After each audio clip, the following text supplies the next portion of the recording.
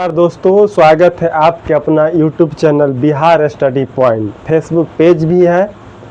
तो आइए आज हम लोग देखेंगे, एक टॉपिक है अक्षांश देशांतर रेखा अंतर्राष्ट्रीय तिथि रेखा, है ना। तो देखेंगे अक्षांश रेखा क्या होता है, देशांतर रेखा क्या होता है, अंतर्राष्ट्रीय जो तिथि रेखा है या समय रेखा है वो क्या होता है, उसके बारे में हम लोग विस्तार से जानेंगे, आप समझने के प्रयास करेंगे। तो सबसे पहले लेकर हम आए हैं 3 तरह के ग्लोब का मानचित्र बनाया। इसको आप ग्लोब समझिए, क्या है 1 2 3 3 ग्लोब हमने बनाया है आपको समझाने के लिए, है ना। तो सबसे पहले देखेंगे पृथ्वी के, आपको सबसे पहले यहाँ पर समझने वाली बात है, इसको हम मिटा रहे हैं। ये आपका नॉर्थ NP हो गया, क्या हो जाएगा NP नॉर्थ पोल, ये SP साउथ पोल मतलब उत्तरी ध्रुव दक्षिणी ध्रुव, और ये क्या हो जाएगा वेस्ट। वेस्ट W से हम वेस्ट लिख रहे हैं, मतलब आपका हो गया पश्चिम, और ये क्या हो जाएगा ईस्ट, मतलब आपका हो गया पूरब। तो हम देखेंगे सबसे पहले कि पृथ्वी पर जो ऐसी रेखा काल्पनिक रेखा, वैसी काल्पनिक रेखा जो पश्चिम से लेकर पूरब की तरफ खींची गई हो वह अक्षांश रेखा कहलाता है। वो क्या कहलाएगा, अक्षांश रेखा कहलाएगा, है ना। वैसी रेखा, वैसी काल्पनिक रेखा जो पृथ्वी पे पूरब से लेकर पश्चिम की तरफ खींची गई हो वह क्या कहलाएगा, अक्षांश रेखा कहलाएगा। तो हम आशा है कि आप अक्षांश रेखा को समझ रहे हैं।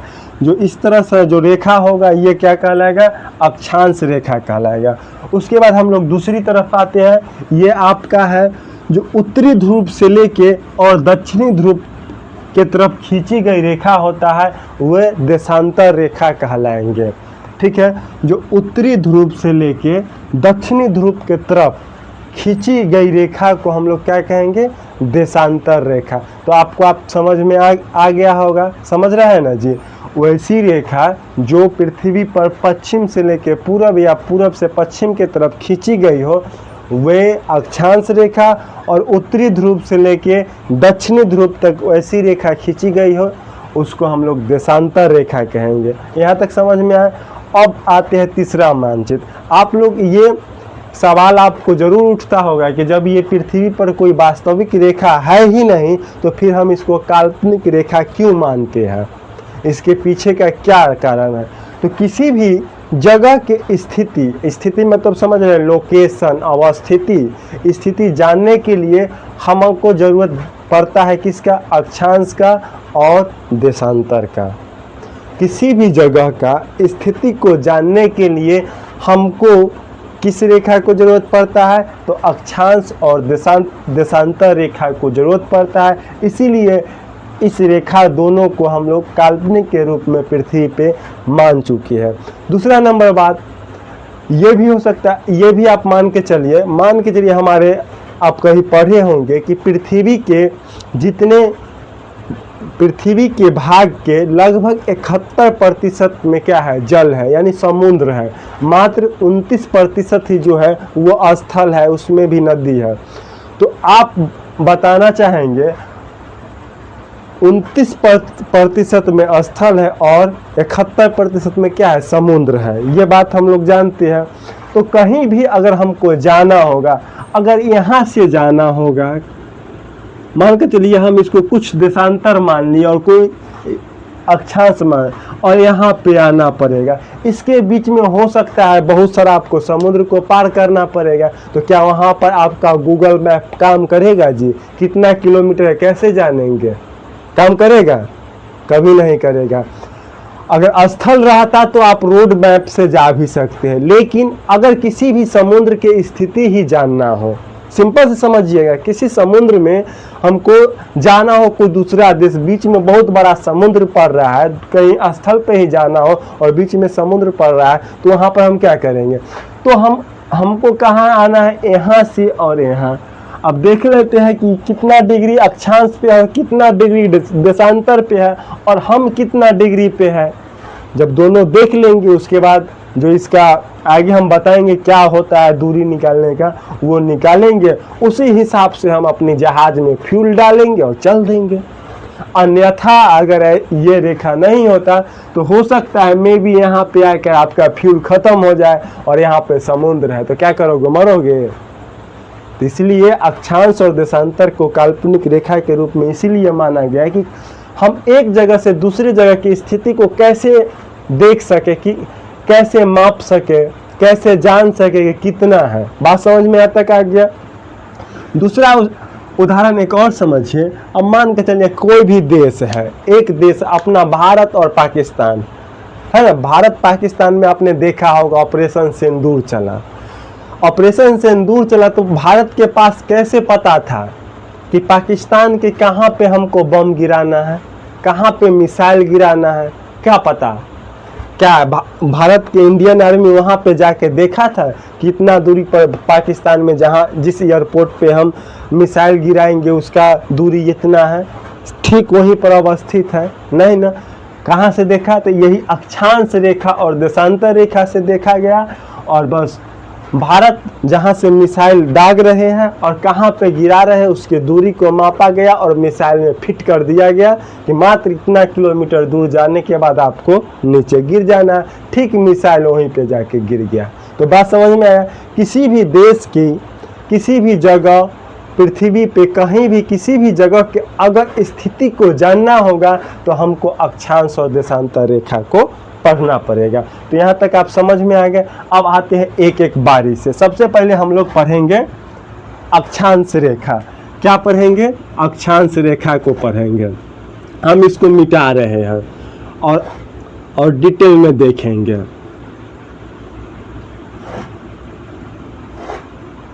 हमने इसको क्या किया? मिटा दिया।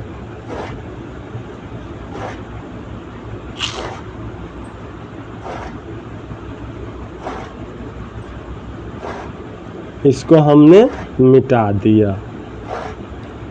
ठीक है जी। अब आइए अक्षांश रेखा को हम लोग विस्तार में देखेंगे।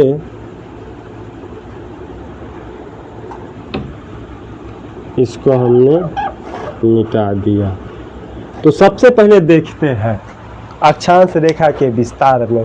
तो हमने शुरू में बताए थे ऐसी रेखा जो पृथ्वी के पूरब से पश्चिम या पश्चिम से पूरब की तरफ खींची गई रेखा हो, वो क्या कहलाएगा? अक्षांश रेखा कहलाएगा। तो सबसे पहले अक्षांश रेखा के ठीक पृथ्वी के बीचों बीच एक रेखा खींची हुई रहती है। वह कितने डिग्री पर होता है? 0 डिग्री पर। कितने डिग्री पे? इसको हम यहाँ पे लिख रहे हैं 0 डिग्री पे। इसको हम लोग कहेंगे विषुवत रेखा या भूमध्य रेखा। क्या कहेंगे?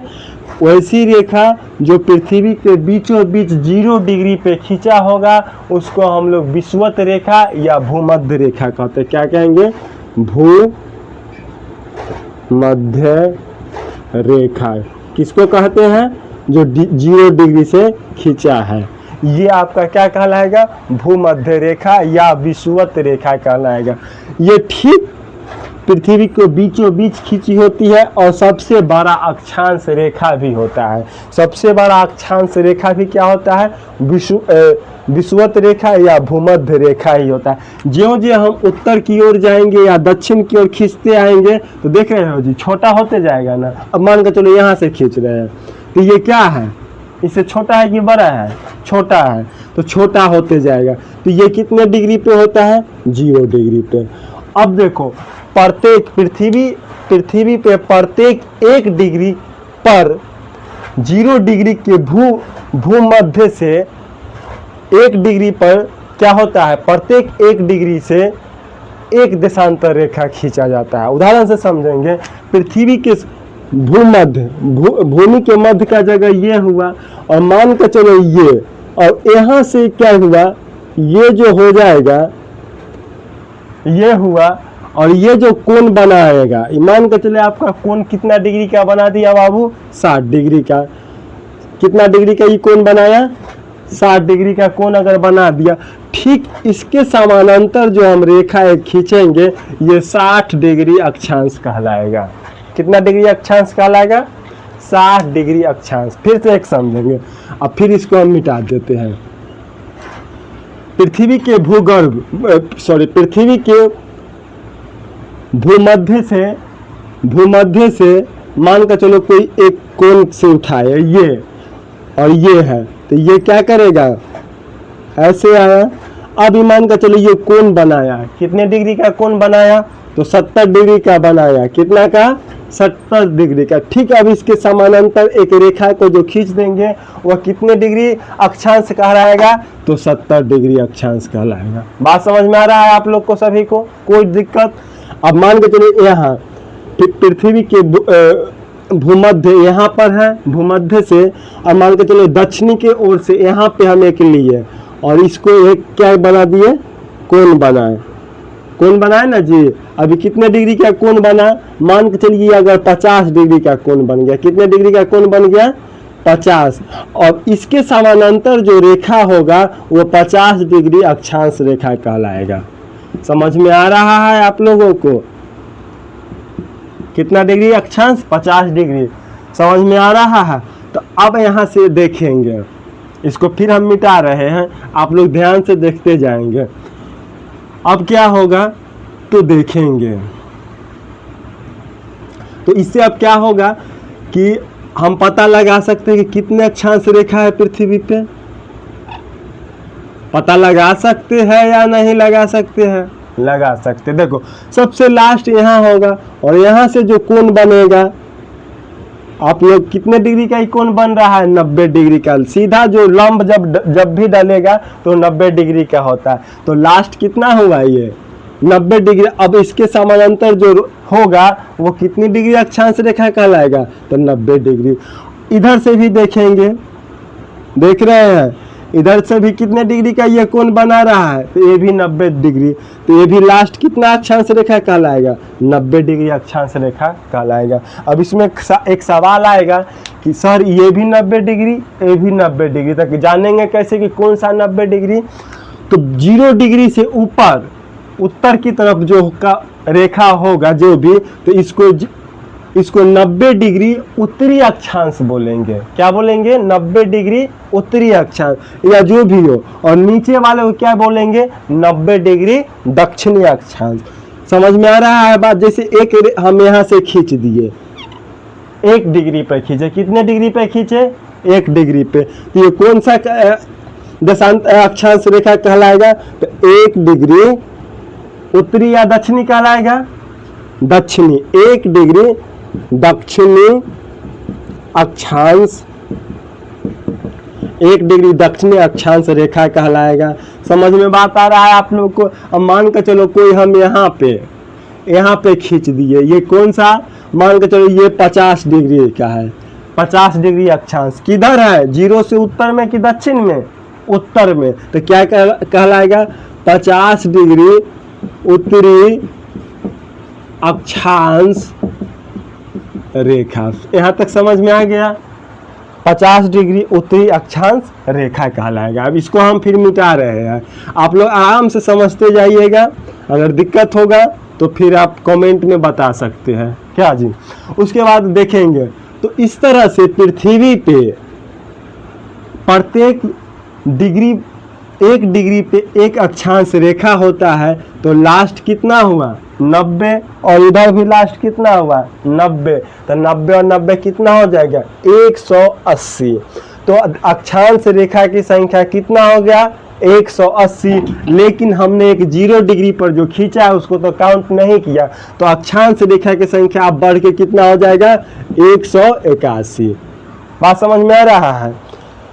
पृथ्वी पे विषुवत रेखा को अगर पकड़ के हम लोग काउंट करेंगे तो कितने अक्षांश रेखा होगा, 181, 0 डिग्री को लेके, और 0 डिग्री के छोड़ के 180। तो आपसे अगर कोई पूछेगा कि पृथ्वी पे अक्षांश रेखाओं की कुल संख्या कितनी है, तो आप लोग आराम से बता सकते हैं कि 181 अक्षांश रेखा है। अब आते हैं हम लोग आगे। अब यहाँ पे कुछ 2 ऐसी रेखा है जिसको हम लोग विशेष नाम देते हैं। जैसे एक तो रेखा ये था विषुवत रेखा या भूमध्य रेखा जो 0 डिग्री से था, इसको हम लोग विशेष नाम दिए। क्या दिए, भूमध्य रेखा या विषुवत रेखा। क्यों विशेष नाम दिए? क्योंकि ये पृथ्वी के ठीक बीचों बीच से गुजरती है और सबसे लंबी रेखा भी है। समझ में आ रहा है ना बात? ये क्योंकि ये पृथ्वी के बीचों बीच से गुजरती है और सबसे लंबी रेखा है, और इसी के कारण पृथ्वी दो भागों में भी बढ़ जाती है, एक उत्तर की तरफ उत्तरी अक्षांश और एक दक्षिणी अक्षांश। इसीलिए हम इसको विशेष नाम दिए हैं, अन्यथा इसको हमको कोई ज़रूरत नहीं था भूमध्य रेखा कहने की, विषुवत रेखा कहने के, डायरेक्ट 0 डिग्री बोल सकते थे। लेकिन इसको कारण कितने होगा? 2-3 कारण। पहला कारण कि पृथ्वी के बीचों बीच का रेखा होता है, दूसरा कारण कि पृथ्वी पर सबसे बड़ी रेखा माना गया है, और तीसरा कारण कि यही रेखा पृथ्वी को दो भागों में बांटती है, एक उत्तरी ध्रुव और एक दक्षिणी ध्रुव के तरफ, यानी 2 भागों में बांट देता है, उत्तर और दक्षिणी अक्षांश के रूप में बांट देता है। इसीलिए 3 कारणों से हम इसको विशेष नाम दिए हैं विषुवत रेखा या भूमध्य रेखा। अब आते हैं 2 ऐसी रेखा है, एक दक्षिण के तरफ और एक क्या है बाबू? उत्तर के तरफ। कितना डिग्री पे है? ये है आपको 23.5 डिग्री पर। कितना पर? 23.5 डिग्री। 23.5 डिग्री, ये भी इसको लिख लो 23.5 डिग्री। इसको हम लोग विशेष नाम क्यों देते हैं? क्योंकि पृथ्वी जो है अपने अक्ष पे, ग्लोब में देखिएगा तो पृथ्वी अपने अक्ष पे 23.5 डिग्री झुकी हुई रहती है, और 23.5 डिग्री जब इसको हम सीधा ऐसे झुका देंगे तो सूर्य का जो लंबोत किरण होता है, ऐसे सूर्य का लंबोत किरण पूरा विषुवत रेखा पे सालों भर हमेशा, लंबोत मतलब समझ रहे हैं, वैसी किरण की रेखा जिसकी परछाई हमारे पैर के नीचे हो। जैसे हमारे गर्मी के महीना में 12 बजे क्या होगा? एकदम पैर के नीचे परछाई। समझ में आ रहा है? तो उसी को हम लोग लंबोत किरण बोलते हैं। तो पृथ्वी पे क्या होता है? सूर्य का लंबोत किरण सिर्फ विषुवत रेखा पे ही पड़ता, लेकिन नहीं, पृथ्वी क्या है? 23.5 डिग्री अपने अक्ष से क्या है? झुका हुआ है। और दूसरा नंबर की ये मूवमेंट भी करता है। तो सूर्य का जो लंबोत किरण होता है कि साल में एक बार इधर से इधर होते रहता है। इतना दूर के अंदर क्या होता है? दूरी के अंदर सूर्य का लंबोत किरण पड़ता है। जिस समय सूर्य के लंबोत किरण उत्तर की तरफ ज्यादा पड़ता है, उस समय सूर्य को माना जाता है कि उत्तरायण में चला गया है, और जिस समय सूर्य का लंबोत किरण दक्षिण के तरफ ज्यादा पड़ता है, उस तरफ हम मानते हैं कि सूर्य का लंबोत किरण दक्षिणाय की तरफ चला गया। उदाहरण के लिए आप देखेंगे कि हमारे ठंडी के महीना में सूर्य किधर से निकलेगा? सीधा हम लोग के पूरब से निकलता है। लेकिन अभी अगर आप सवेर पर उठ के देखिएगा तो सूर्य इस दिशा से हल्का पूरब और उत्तर की ओर से निकलते हुए आपको दिखाई देगा। या आपके अभी छठ का पर्व होगा तो छठ के पर्व के समय अगर आप देखिएगा तो सूरज किधर से निकलेगा? पूरब और हल्का दक्षिण की तरफ से निकलता है ना, ठंड के मौसम में। और गर्मी के मौसम में हमारे यहाँ सूरज हल्का पूरब और उत्तर की दिशा से निकलता है। यानी जिस समय पूरब उत्तर और पूरब की दिशा से निकलेगा, उस समय समझेंगे कि सूर्य का लंबोत किरण जो है ये 23.5 डिग्री के पास है, जिसको हम लोग कर्क रेखा बोलते हैं। क्या बोलेंगे? कर्क रेखा बोलेंगे। समझ में बात आ रहा है? और जिस ठंडी शीत ऋतु में हम देखेंगे कि सूर्य दक्षिण की तरफ से, पूरब और दक्षिण की तरफ से उग रहा है, उस समय समझेंगे सूर्य का लंबोत किरण कहाँ है? मकर रेखा पर है। कहाँ है? मकर रेखा पर। तो आप लोग समझ में आ रहा है? ये दोनों रेखा को भी विशेष नाम दिए, एक को कर्क और एक को मकर रेखा। क्यों विशेष नाम दिए हैं? क्योंकि पृथ्वी अपने अक्ष पे 23.5 डिग्री झुकी हुई है, साथ में ये 2 तरह के, एक दैनिक चक्कर और एक परिक्रमण चक्कर लगाती है, जिसके कारण सूर्य का लंबोत किरण ठीक 0 डिग्री बीच पे न होकर सालों भर ऊपर नीचे घिसकती रहती है। इसीलिए इस दोनों रेखा को हम लोग विशेष नाम दिए हैं, एक को कर्क और दूसरा को मकर रेखा। बात समझ में आ रहा है यहाँ तक? अब हम लोग देखेंगे तो यहाँ तक ये समझ में आ गया। दूसरा हम आपको क्या बता दिए थे कि कुल अक्षांश रेखा कितना है? 181। किसको लेके? 0 डिग्री को लेके 100 कितना है 81 है। अब देखेंगे बाबू एक अक्षांश रेखा से दूसरे अक्षांश रेखा की दूरी जो होता है 111 किलोमीटर होता है। कितना किलोमीटर होगा? एक अक्षांश रेखा से दूसरे अक्षांश रेखा की दूरी 111 किलोमीटर होगा। अब यहाँ पर आप अगर समझेंगे, अब मान के चलो यहाँ पे हम 0 डिग्री पे है, कोई व्यक्ति यहाँ पे है 0 डिग्री पे है, कोई भी देश की लोकेशन कहाँ पे है 0 डिग्री पे है, और उसको यहाँ पे जाना है 40 डिग्री पे, ये समीप क्या है 40 डिग्री है, तो कितना किलोमीटर दूर है? तो 111 गुने 40 कर दो, उतना किलोमीटर की दूरी पर वह क्या है अवस्थित है। आप उतना दूरी निकाल सकते हैं। अब मान के चलो कोई भी देश ये 10, इसको हम 10 डिग्री उत्तरी मान रहे हैं। क्या मान रहे हैं बाबू?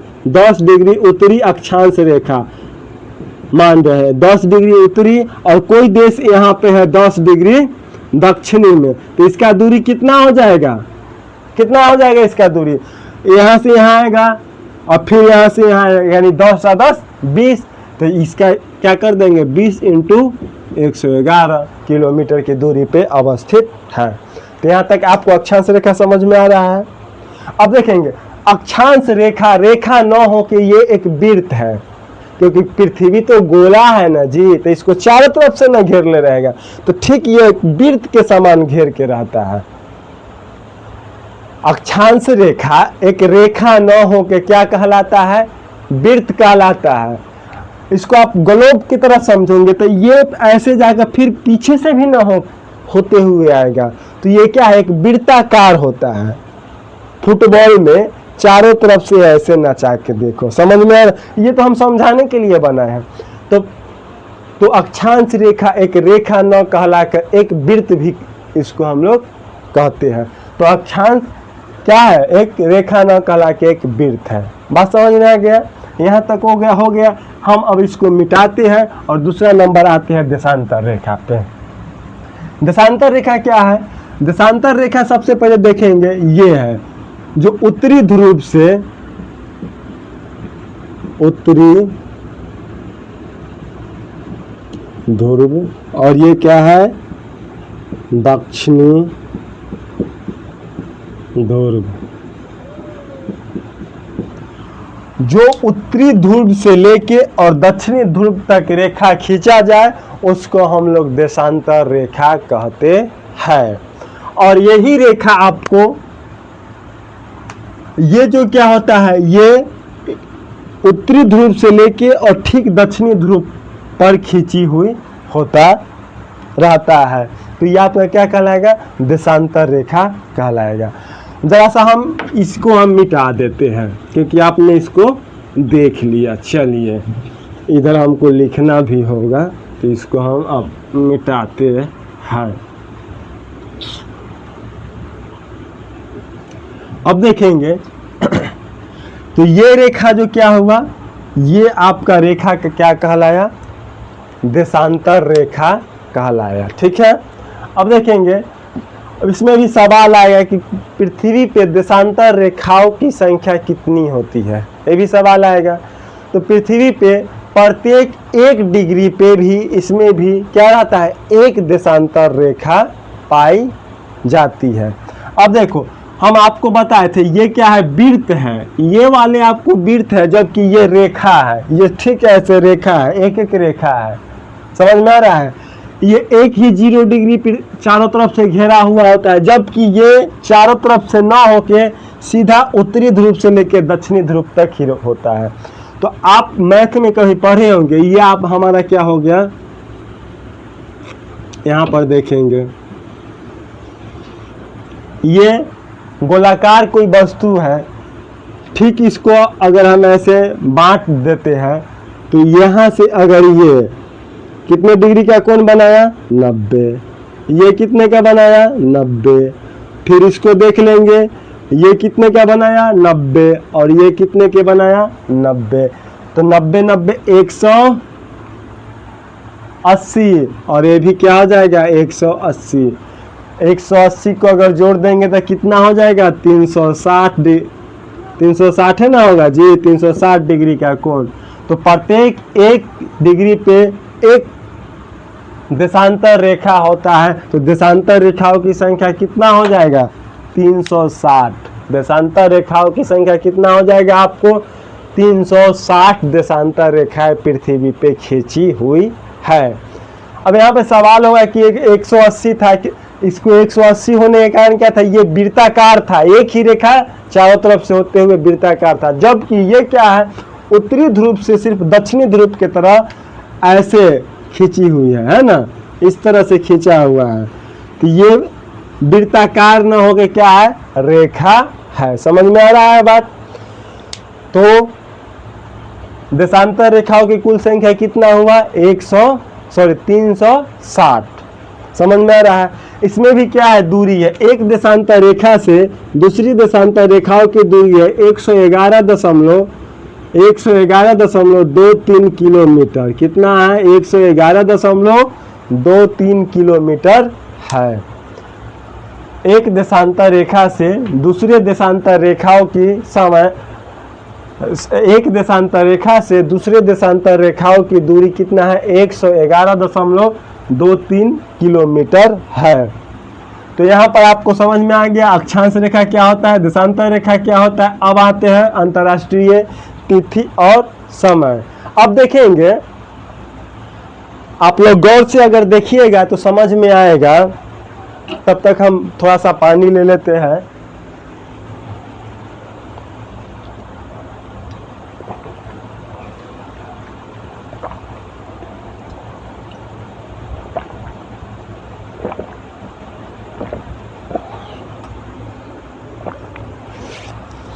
हाँ, तो आइए देखते हैं इसको।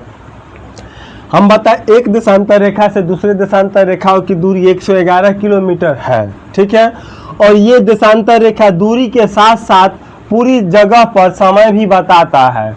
इसी देशांतर रेखाओं के कारण दिन और रात को भी हम जानते हैं कि किस क्षेत्र में दिन हो रहा है और किस जगह पे रात हो रहा है। अगर देशांतर रेखा नहीं होता तो हमको दिन और रात का सही आकलन करना मुश्किल होता। उसके बाद तिथि का भी आकलन हम यही देशांतर रेखा से ही करते हैं। तो आइए समझेंगे इसको। हम फिर इसको मिटाते हैं।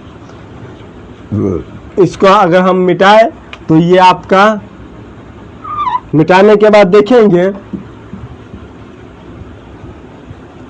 ये जब मिटाए और ये एक फिर से हम बना लिए हैं। ये जो है ये आपको पृथ्वी हम फिर से बनाए। और पृथ्वी आप जानते होंगे कि पृथ्वी को अपने अक्ष पे घूमते हुए एक चक्कर लगाने में कितना घंटा समय लगता है 24 घंटा समय लगता है। तभी दिन और रात होता है और तिथि में भी परिवर्तन होता है। सपोज कीजिए अगर पृथ्वी 1 डिग्री देशांतर रेखा से घूमते हुए 360 डिग्री देशांतर रेखा को घूम कर फिर पुनः 1 डिग्री पे आएगा तो इसको कितना समय लगेगा 24 घंटा। यानी 24, इसमें 360 में देशांतर रेखा खींचा हुआ है। फिर से समझेंगे, इसमें कितना खींचा हुआ है देशांतर रेखा 360 देशांतर रेखा खींचा हुआ है। तो 360 देशांतर रेखा अगर घूमेगा तो 360 देशांतर रेखा को घूमना होगा। तो 360 देशांतर रेखाओं को घूमने में पृथ्वी को कितना समय लगता है 24 मिनट। तो आप पता कर सकते हैं कि एक देशांतर रेखा को घूमने में पृथ्वी को कितना समय लग सकता है। तो 24 देखेंगे, पृथ्वी को लिखते हैं, पृथ्वी को 360 देशांतर रेखा को पार करने में 24 घंटा लगता है। 24 घंटा में पृथ्वी पूरा 360 डिग्री देशांतर रेखाओं को एक बार पूरा कर लेती है, जिसी के है ना जो एक दिन सीधा एक तारीख ही चेंज होगा। जब भी एक तारीख, सपोज कीजिए अगर आज सोमवार है तो कल मंगलवार अगर होगा ठीक इसी समय में, तो इसको होने में कितना समय लगेगा? 24 घंटा। और ये समय बीतने में पृथ्वी को कितना घूमना पड़ेगा? पूरा एक बार घूमना पड़ेगा। एक बार घूमने के मतलब हुआ कि पूरा 360 देशांतर रेखाओं 360 डिग्री घूमेगा। 360 डिग्री घूमने का मतलब हुआ कि 360 देशांतर रेखा को लेके घूमा। तो आप समय निकाल सकते हैं कि अगर 360 देशांतर रेखाओं को घूमने में 24 घंटा लगता है तो एक देशांतर रेखा को घूमने में कितना लगेगा? तो इसको हम कैसे निकालेंगे? 24 घंटा बराबर कितना होगा? एक घंटा में अगर 60 मिनट होता है, एक घंटा में कितना मिनट होता है? 60 मिनट। तो 24 घंटा में कितना मिनट होगा? तो आइए इसको हम सबसे पहले मिनट में बदलते हैं। मिनट में बदलेंगे, इसको हम क्या कर देंगे? मल्टीप्लाई करेंगे। ये हो जाएगा 0, ये भी हो जाएगा 0, ये हो जाएगा 24 4 और 6 दूना 12, 1 12 2 14। आपका हुआ 0 4 4 1 यानी 1440 मिनट। समझ में आ रहा है बात? 1440 मिनट में पृथ्वी 1440 मिनट में पृथ्वी 360 डिग्री घूमता है या 360 देशांतर रेखाओं को पार करता है। तो एक देशांतर रेखाओं को घूमने में कितना समय लगेगा? तो आप तो भाग दे सकते हैं कितना में? 1440 बटा में कितना है? कितना देशांतर रेखा है? कितना डिग्री की पृथ्वी घूमती है? 360। ये 0 से ये 0 कर सकता है, बहुत आसान से काट सकते हैं। ये इसको अगर हाफ करेंगे तो कितना? आधा करेंगे 18। इसको अगर आधा कर देंगे तो कितना हो जाएगा? 72। फिर इसको आधा करेंगे 9, इसको आधा कर देंगे तो आपको कितना हो जाएगा? 36 हो जाएगा ना जी। इसको 3 से करेंगे तो 3 हो जाएगा, इसको 3 से करेंगे तो कितना हो जाएगा? 12। और ये 12 4 यानी कि 4 मिनट। कितना बच रहा है? 4 मिनट। 4 मिनट यानी एक देशांतर रेखाओं से दूसरी देशांतर रेखाओं को पार करने में 4 मिनट का अंतर होता है। कितने मिनट का अंतर होता है? 4 मिनट का अंतर माना गया है। तो यही आपका क्या समय का भी अंतर कर देता है। अगर मान के चलो यहाँ पे 12 बज रहा है तो यहाँ पे एक डिग्री पे क्या हो जाएगा? 4 मिनट का अंतर हो जाएगा। 2 डिग्री पे 8 मिनट का अंतर हो जाएगा। समझ में आ रहा है? अब आते हैं हम इसको निर्धारित कैसे करते हैं। इसको समझने के लिए हम फिर इसको मिटाते हैं। इसको हम जब मिटाएंगे तो ये आपका मिट गया। तो सबसे पहले देखेंगे यहाँ पे हम आ जाते हैं हम लोग। यहाँ पे आते हैं तो अमेरिका में एक लंदन के एक शहर है ना, सॉरी लंदन में, अमेरिका के लंदन में एक जगह का नाम है ग्रीनविच। क्या नाम है? ग्रीनविच। ये यहाँ पे अमेरिका के लंदन में एक जगह का नाम है ग्रीनविच, जिसको हम लोग 0 डिग्री मानते हैं। कितना माना गया है? 0 डिग्री देशांतर रेखा माना गया है। कितना डिग्री? ग्रीनविच को 0 डिग्री देशांतर रेखा माना गया। अमेरिका के लंदन में एक जगह का नाम है ग्रीनविच। क्या नाम है? ग्रीनविच, जिसको हम लोग 0 डिग्री देशांतर रेखा मानते हैं।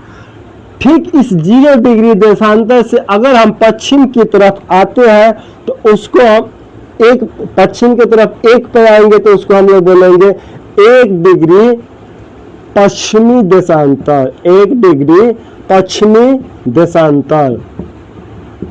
समझ में आ रहा है? और इसके पूरब में की तरफ अगर जाएंगे 1 डिग्री पे जाएंगे तो उसको हम लोग क्या बोलेंगे? 1 डिग्री पूर्वी देशांतर। 1 डिग्री पूर्वी देशांतर। कहाँ से? ग्रीनविच जीरो डिग्री चैनल जहाँ पे माना गया है उसके पूरब की तरफ पूर्वी देशांतर, पश्चिम के तरफ पश्चिमी देशांतर। समझ में आ रहा है बात जी?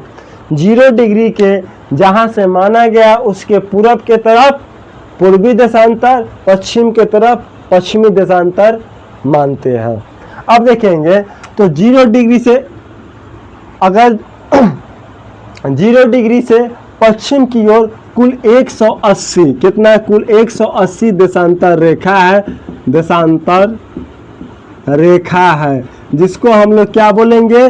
पश्चिमी देशांतर रेखा, पश्चिमी देशांतर रेखा बोलेंगे। ठीक है।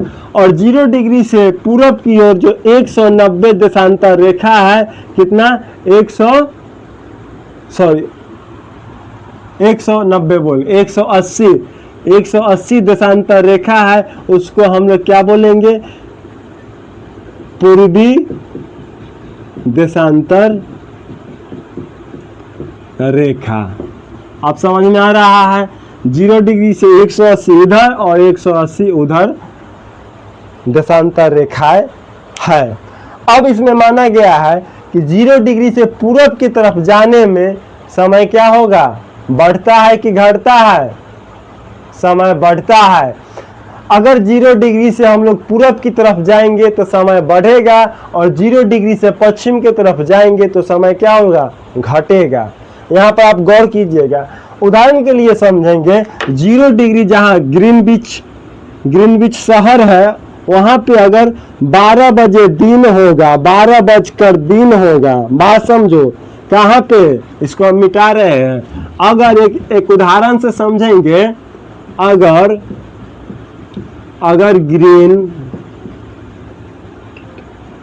ग्रीनविच जो जीरो डिग्री पर स्थित है, अगर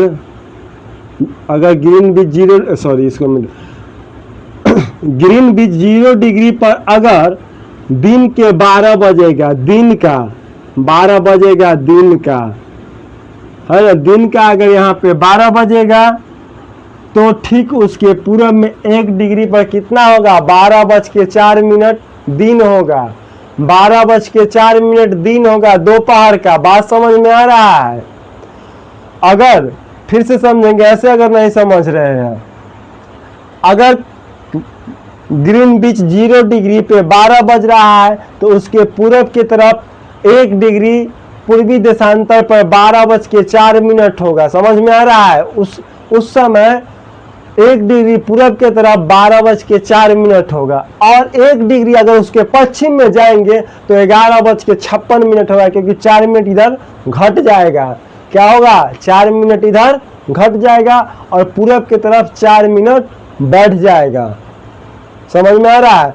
अब देखेंगे भारत का मानक समय हम लोग कितना मानते हैं? 82.5 डिग्री, है ना। 82.5 डिग्री भारत का मानक समय माना गया है। तो अगर अमेरिका के ग्रीनविच में रात को 12 बजेगा, रात को कितना बजेगा? 12 बजेगा रात, है ना। तब 82.5 अंतर कितना हो जाएगा? 4 मिनट के।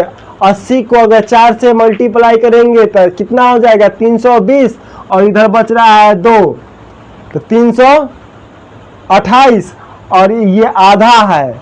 क्या है जी? 82.5 का आधा है ना जी। तो आधा का कितना हो जाएगा? आधा का 2 मिनट हो जाएगा, 330 हो जाएगा। 330 को अगर 60 से हम लोग भाग देंगे तो कितना का अंतर हो जाएगा? 330। इसको 60 से करेंगे, है ना, तो कितना है? कितना का अंतर होगा? 5 घंटा का। तो इधर क्या बजे? उस समय भारत में कितना समय रहेगा? अगर अमेरिका में रात को 12 बज रहा है तो उस समय ठीक रात को 12 बजा है, 12:01 होगा तब ना जी। यहाँ पर फिर से यहाँ पर समझेंगे, हम एक बात अच्छी तरह से समझा रहे हैं। जीरो डिग्री पे अगर रात को 12 बज रहा है तो उस समय हमारे 82.5 डिग्री पे 5 घंटे के अंतर में आगे समय रहेगा। कितना रहेगा? 5 घंटा के अंतर में। उस समय हमारे भारत में दिन का सुबह का 5 बजेगा, सुबह का सुबह का 5, किसका 5? सुबह का 5, सुबह का 5 बजेगा। बात समझ में आ रहा है आप लोगों को? जिस समय अमेरिका के 0 डिग्री ग्रीनविच में कितना बजेगा? 12 बजे रात होगा। उस समय भारत में 5 बजे सुबह होगा। अब देखेंगे अमेरिका के जस्ट उस समय दिन अगर सोमवार रहेगा तब तक भारत के उस दिन क्या हो जाएगा? मंगलवार हो जाएगा कि नहीं हो जाएगा? 12:01 के बाद हमारी तिथि बदल जाती है। आप लोग जानते हैं ना कि 12:01 के बाद हमारा तिथि क्या हो जाता है? बदल जाता है। तो इस समय क्या होगा? उस समय अगर यहाँ पे 12 बजे रात होगा तो भारत में उस समय क्या होगा? 12 सुबह का 5 बजेगा। अगर यहाँ पे दिन होगा मंगलवार तो यहाँ पे क्या हो जाएगा? बुधवार हो जाएगा। बात समझ में आ रहा है आप लोग को? क्लियर है यहाँ तक? अब इसमें भी देखेंगे कि आप लोग का एक सवाल आएगा कि अगर प्रत्येक 1 डिग्री पे 4 मिनट का अंतर होता है तो कोई भी देश में कोई जो बड़ा देश है उसमें तो लगभग 10 देशांतर रेखा होगा, 20 देशांतर रेखाएं होगा, 30 देशांतर रेखाएं होगा, तो उसका क्या हो जाएगा? समय में अंतर हो जाएगा। तो उस समय उसका समय में अंतर नहीं होता है। क्यों नहीं होता है? वो अपना भारत से समझेंगे। ये हमारा क्या है? भारत है। ये क्या है? इसको हम लोग समझेंगे। ये आपका भारत का हम हल्का सा झलक दे दे हैं।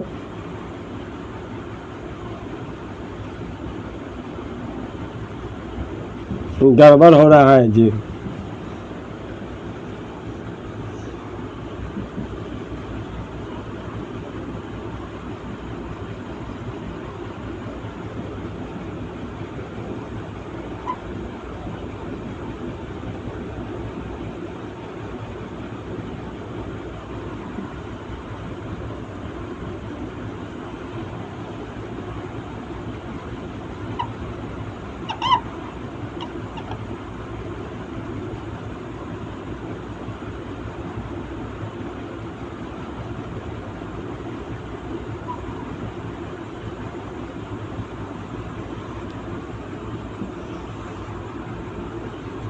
ये आपका क्या होगा? भारत है ना? भारत के सबसे पश्चिमी में देशांतर रेखाएं जो है वो कितना है? 68.25 डिग्री, 68.25। और सबसे अंतिम में जो अरुणाचल प्रदेश में कितना है? 97.7 के करीब में है ना? 97.7। तो ये आपका क्या हो जाएगा? अगर यहाँ और यहाँ का अंतर निकालेंगे तो कितना का हो रहा है? लगभग 29 डिग्री का हो रहा है। 29 डिग्री के मतलब क्या होगा? 30 चौका 60, सॉरी 30 को अगर 4 से मल्टीप्लाई करेंगे तो आपको लगभग कितना हो रहा है? 120 मतलब 2 घंटा, 120 मिनट मतलब 2 घंटा। अगर यहाँ पे आपको समय होगा 7 तो इधर की तरफ आगे बढ़ रहा है तो इधर क्या हो जाएगा? 10। ऐसे में तो पूरा भारत में ही समय गड़बड़ा जाएगा। एक ही देश का समय क्या हो जाएगा? 30 तरह का हो जाएगा। तो किसी भी देश के अगर जो है तो उसको ठीक हम लोग बीच का समय को एक मान लेते हैं। ये आपका क्या है? बीच का है, जो इलाहाबाद से गुजरता है कितना पे? 82.5 डिग्री पर। कितना पे गुजरता है? 82.5 डिग्री पर। 82.5 डिग्री पर अगर जितना टाइम होगा वही समय पूरे भारत में, गुजरात में भी लागू होगा, अरुणाचल प्रदेश में भी लागू होगा, और इधर दक्षिणी क्षेत्र कर्नाटक तमिलनाडु में भी लागू होगा, और इधर जम्मू कश्मीर सहित दिल्ली में भी वही समय लागू होगा। तो यहाँ तक समझ में आया। अब हम लोग देखते हैं अंतर्राष्ट्रीय तिथि कैसे बदलता है। अंतर्राष्ट्रीय तिथि कैसे बदलता है उसको हम लोग देखेंगे। अब देखो हम बताए हैं कि 0 डिग्री से पश्चिम की तरफ 180 देशांतर रेखा है और 0 डिग्री के पूरब के तरफ 180 देशांतर रेखाएं है। लेकिन वास्तव में 180 का जो अंतिम होता है वह पूर्व भी होता है, पश्चिम भी होता है। समझ में आ रहा है? अगर उसको पूर्व भी माना गया है, पश्चिम भी माना गया है। अब यहाँ से आप समझेंगे, ये एक समझना है। अब इसको अगर ग्लोब है, इसको हम लोग क्या कर देंगे? फाड़ देंगे। क्या करेंगे बाबू? फाड़ेंगे। ऐसे फाड़ेंगे तो ये क्या हो जाएगा, छितराजा क्या है, इस तरह से हो जाएगा। ये आपका क्या हो जाएगा, 0 डिग्री हो जाएगा। और इस तरह से क्या हो जाएगा, देशांतर रेखा कट जाएगा। क्या हो जाएगा, देशांतर रेखा कट जाएगा। बात समझेंगे कैसे कटता है, इस तरह से देशांतर रेखा कट जाएगा। अगर यहाँ पे 0 डिग्री है और यहाँ पे 180 क्या है, पश्चिमी, क्या है 180 पश्चिमी देशांतर, और इधर 180 पूर्वी देशांतर। तो यही पूर्वी देशांतर को फिर अगर सटाएंगे तो इसमें आके सट जाएगा ना जी। तो ये क्या हो जाएगा, 180 डिग्री का जो खेल है अंतिम का, वो एक ही होता है। 180 डिग्री पूर्व और पश्चिम सेम होता है, बराबर होता है, और यहीं से समय में भी परिवर्तन होता है। अगर यहाँ पर सोमवार है, यहाँ पर देखो, यहाँ पर समझेंगे यहाँ पे 0 डिग्री पे क्या बज रहा है, रात को 12 बज रहा है। रात को समय क्या बज रहा है, 12।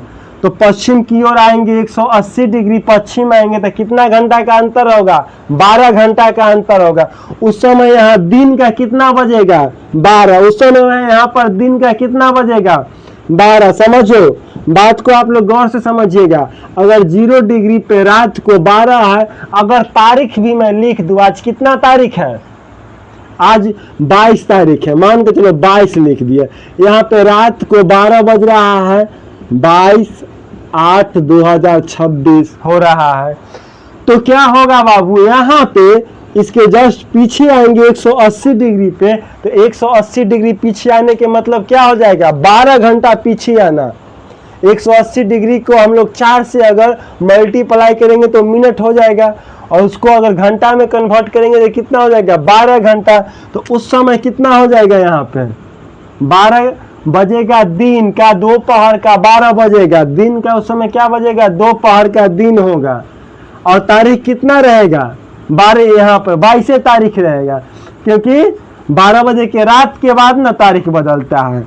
बात समझ में आ रहा है। लेकिन जैसे ही इसके पूरब की तरफ जाएंगे तो पूरब की तरह समय क्या हो जाता है, बढ़ता है। तो एक पर ही आएंगे तो 12 बज के क्या हो जाएगा, 4 मिनट रात। जैसे ही 12 बज के 1 मिनट रात होता है तो आपका तिथि क्या हो जाता है, चेंज हो जाता है। तो इस समय पूरब की तरफ अगर 180 पे आएंगे तो क्या हो जाएगा, 12 बजेगा दिन, क्या बजेगा बाबू, 12 बजेगा, 12 बजे का दिन होगा। लेकिन तारीख क्या हो जाएगा, 12 बजने के रात के बाद 1 मिनट ही होता है तो तारीख चेंज हो जाता है। तो तारीख हो जाएगा यहाँ पर 23/8, क्या हो जाएगा, 23/8 तारीख हो जाएगा, 23 तारीख हो जाएगा। फिर से एक बार समझेंगे, 0 डिग्री पे 12 बज रहा है रात, सपोज करो 0 डिग्री पे 12 बज रहा है रात, तिथि है उस दिन कौन सा, 22 तारीख 8वां महीना 2026। ठीक उसके पश्चिम लास्ट 180 पर कितना बजेगा, 12 बजेगा दिन, तारीख रहेगा 22 है, ठीक है। लेकिन जो ही हम पूरब की ओर आएंगे तो 12 बज के 1 मिनट जैसी होता है तो तारीख मोबाइल में चेंज हो जाता है ना। तो इधर क्या हो जाएगा, तारीख बदल जाएगा, और इधर 12 बज के 4 मिनट 8 मिनट होते होते यहाँ पे आते आते 12 बजे का दिन होगा, और तारीख क्या हो जाएगा, 23। तो हम आशा करते हैं कि आप लोग यहाँ पे अक्षांश और देशांतर रेखा साथ साथ अंतर्राष्ट्रीय तिथि रेखा को विशेष रूप से देखें।